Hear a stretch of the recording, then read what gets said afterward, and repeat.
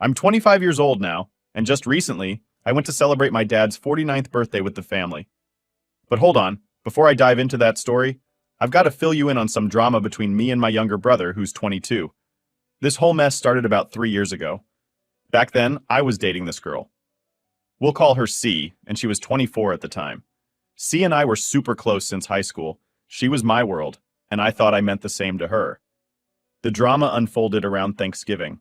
I was out picking up some desserts for the holiday after crashing at a buddy's place because I was helping them move. When I finally got back to my place, I noticed something weird. C and all her stuff were gone. I tried calling her, but no luck. It just rang out to voicemail. I even tried to check where she was through her phone's location thingy, but it looked like she turned it off. Curious and a bit worried, I decided to check the footage from my front door camera. And guess what I saw? My own brother was there, helping C move her things into his car, and then they both just drove off. After seeing my brother helping C move out, I immediately tried to call him, but just like C, he wouldn't pick up his phone either. This made me super anxious and jumped to all kinds of conclusions. But then a part of me was like, no way, my brother wouldn't do something like this to me. You see, growing up, my brother and I were super close, practically best friends. Sure, we didn't hang out as much after I went off to college, but we still kept in touch, talked a lot, and even hung out whenever we could.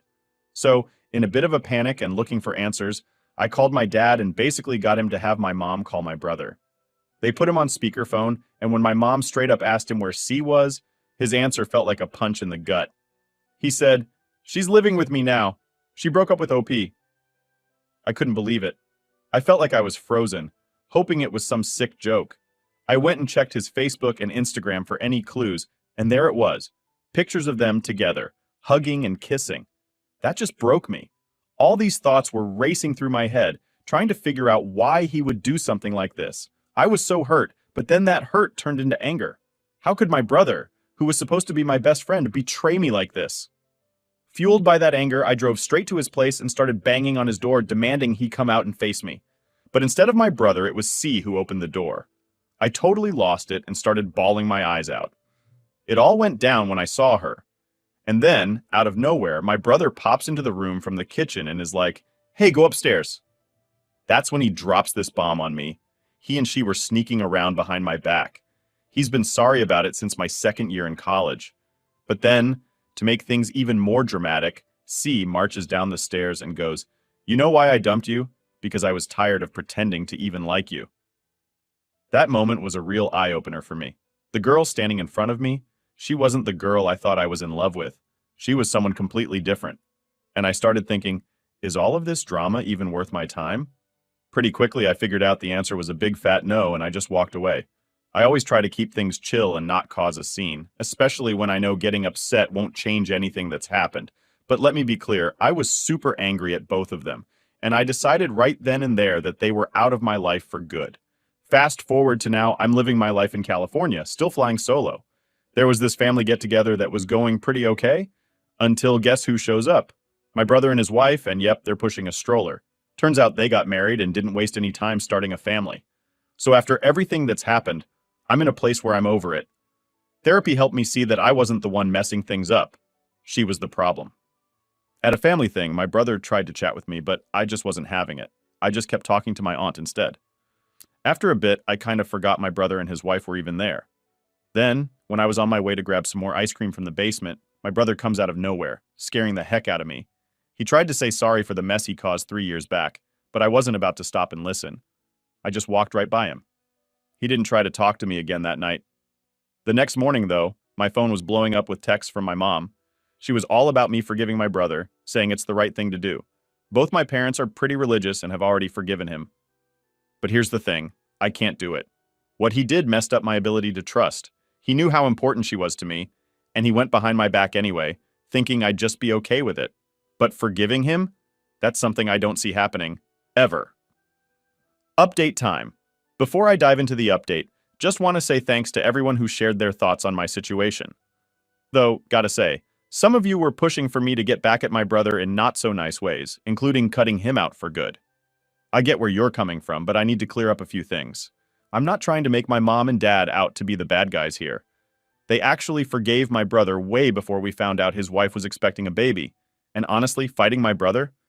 That would just land me in trouble, like possibly ending up in jail, and it would just make things messier in the family. Now for the update. I had a serious talk with my mom, dad, and brother. We all sat down in my parents' living room and I just laid it all out on the table. I told them straight up how I feel about what my brother did. It's the kind of thing you can't just say it's okay and move on from. It's not about holding a grudge forever. It's more like I can't see myself wanting anything to do with him again.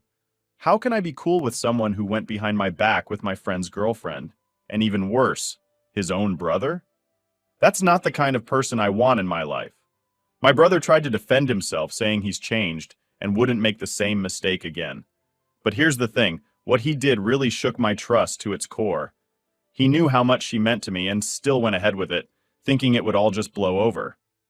But I just don't see how I can forgive that kind of betrayal. It's not just about what happened, it's about the trust he broke. And getting past that? It's not something I can see happening, not now, not ever.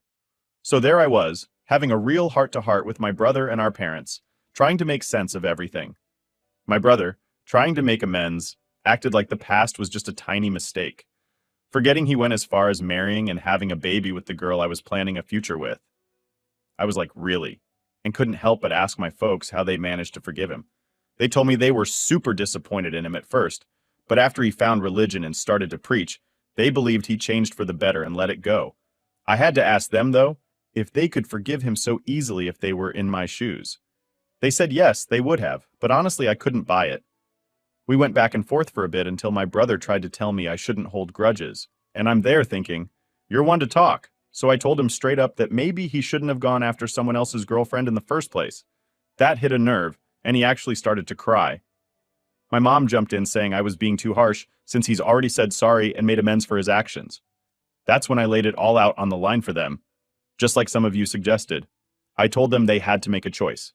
Either they respect my decision to steer clear of my brother and move on, or I'd have no choice but to distance myself from all of them, including my brother and his family. It was tough, but it had to be said. So after all that intense back and forth, my dad drops this line on me, saying I'd end up regretting it if I didn't forgive my brother. That made me stop and ask them straight up if that's really how they felt about the whole situation. My mom, with a sigh, finally said, fine. She admitted that they'd just have to accept my decision to keep my distance from my brother. I looked to my dad for his take, and he simply added, yeah. Feeling a mix of relief and exhaustion, I thanked them for sitting down and talking it out with me. Then, I turned to my brother, and I just had to be honest. I told him that no matter what he did from here on out, there was no way we could go back to how things were. I wished him well, but made it clear our paths were parting for good. After that, I just had to get out of there. I drove off to grab some In-N-Out because honestly, after a conversation like that, you just need a good burger and fries to help you decompress. When I got home, I was so worn out from the whole ordeal that I crashed hard. I mean, the second my head hit the pillow, I was out. Now today's a new day, and I've decided it's time to really start moving forward. I went ahead and downloaded a couple of dating apps. It feels like a good step towards getting past all this drama and starting fresh. Update 2. So, where do I even start with this mess? Feels like I've been riding the world's worst emotional roller coaster, and honestly, I'm just about ready to get off. Let's kick it off with that family gathering for my dad's 49th. Yeah, that was something. But hold up, let me backtrack a bit for those just tuning in. Me and my bro, we used to be tight, like best buds tight. Then this whole debacle with my ex C went down about 3 years back. She and I were high school sweethearts, and then boom, out of nowhere. She bails with my brother's help. Found out through a door cam and socials, yeah, they were together. Talk about a stab in the back, right? Fast forward to now, I'm in Cali doing my thing. Single and kind of mingling. That family gathering I mentioned, it went from 0 to 100 real quick when my brother shows up with C and their baby. I've had enough therapy to not let it mess with me too much, but it still sucked. He tried to chat me up, but I wasn't having any of it. Then the next day, my phone's blowing up with texts from my mom, going on about forgiving my brother because of their religious beliefs and all that. But here's the thing, how do you just forgive and forget something like that? It's not just about what he did, but how it all went down. That kind of betrayal doesn't just vanish. But here's the real update. I had a sit down with my folks and my brother, laid it all out, how I felt, what it did to me, the whole 9 yards. My brother's there trying to say he's changed. But come on, he married the girl he stole from me. My parents are all about forgiveness, but I just couldn't. We went back and forth until I hit them with an ultimatum. Accept that I want nothing to do with him, or I'm out for good. Dad tried to guilt me into forgiving, saying I'd regret it otherwise. But nah, I stood my ground. They finally got it, or at least they said they did. Told my brother straight up, there's no coming back from this, and peaced out. Ended the night with some in and out, because why not? Next day figured it was time to give the whole dating scene another shot. Downloaded a few apps and started swiping. Who knows, maybe it's time to finally turn the page on this whole saga. So, yeah, that's where I'm at. Moving on, slowly but surely. Still a bit rough around the edges, but who isn't, right? Here's to whatever comes next. Update 3. So there I was, finally feeling like I'm getting my groove back, thanks to meeting Jay on one of those dating apps. You know, one of those rare matches that makes you think maybe the universe isn't totally out to get you. Jay's this amazing soul, kind, funny, and gets my weird sense of humor.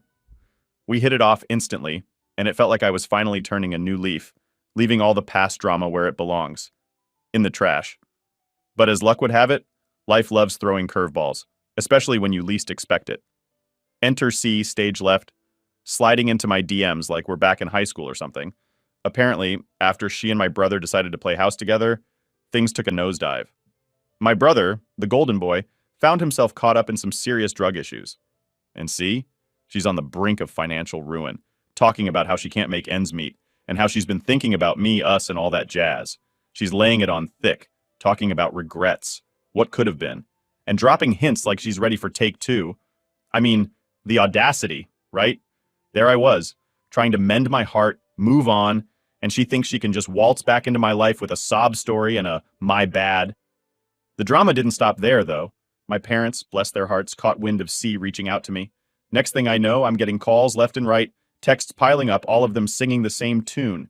Give her another chance, she's changed, family forgives, and all that. It was like they forgot the whole saga of betrayal that went down.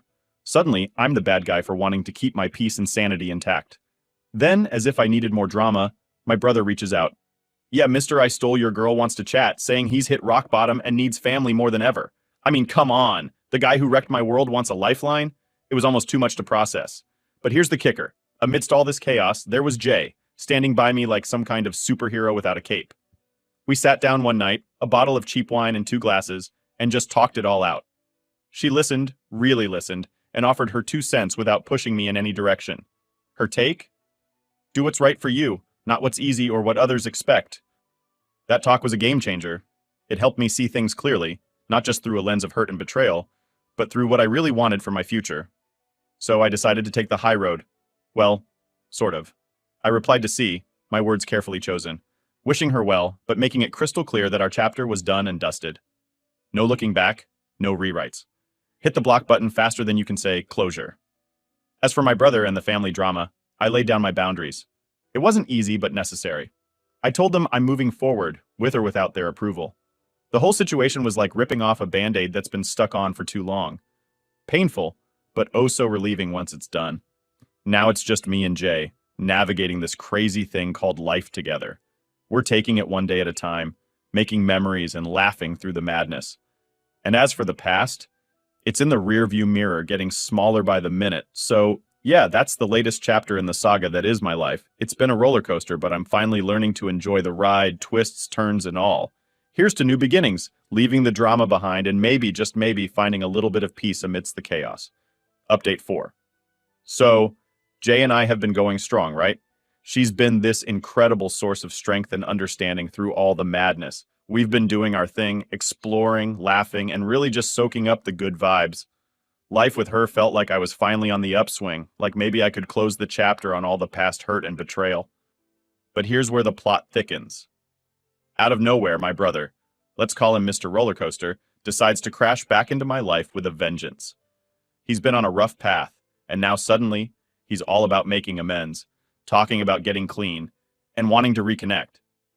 He even started showing up at places he knew I'd be, talking about fate and second chances.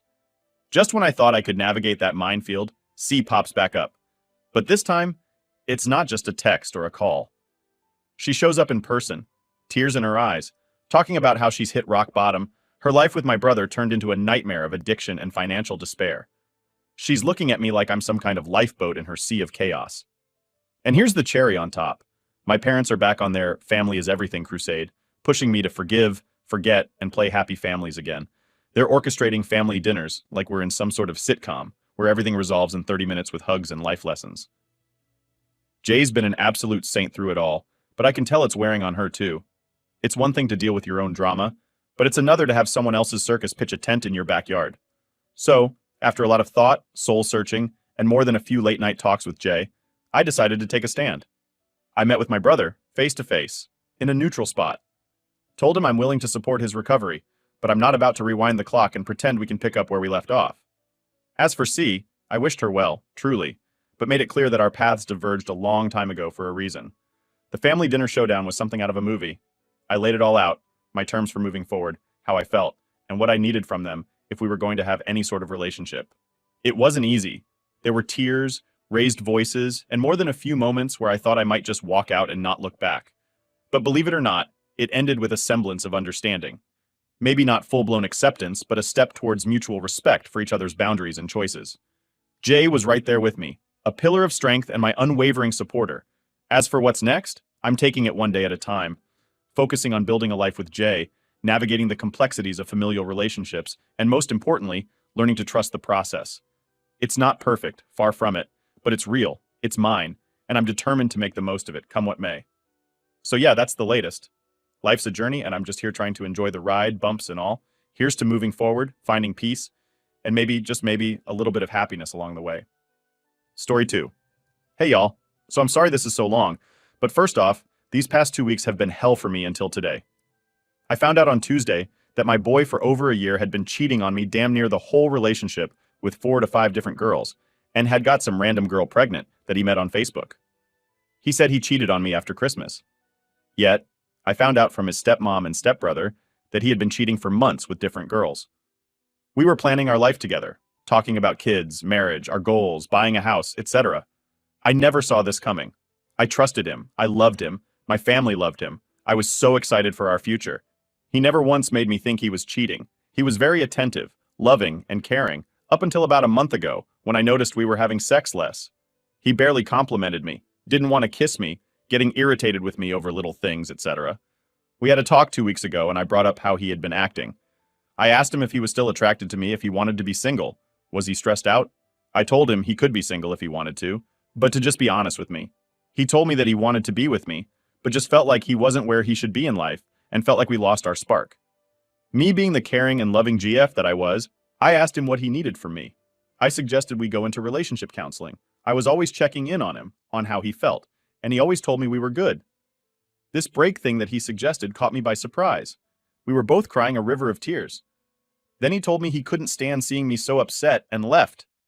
I found out he left me crying in my apartment to hang out with another girl that same night. Fast forward to Thursday night. I showed up at his house with my best friend to cut him out.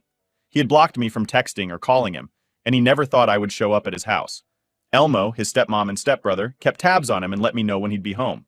I contemplated for 2 days about not doing it, trying to be the bigger person, etc. But I felt so disrespected.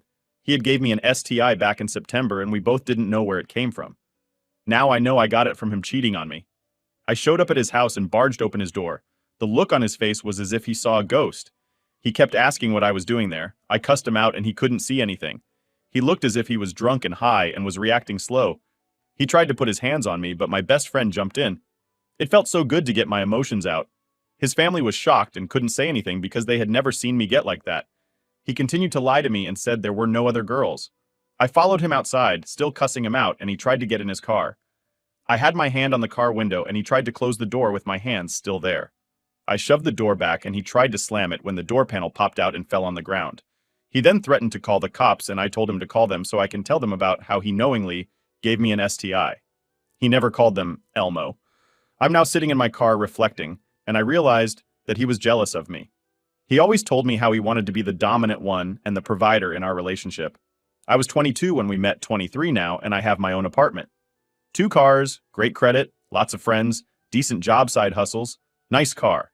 I'm extroverted, loving family, self-control, and I never asked him for anything but his love, time, and attention.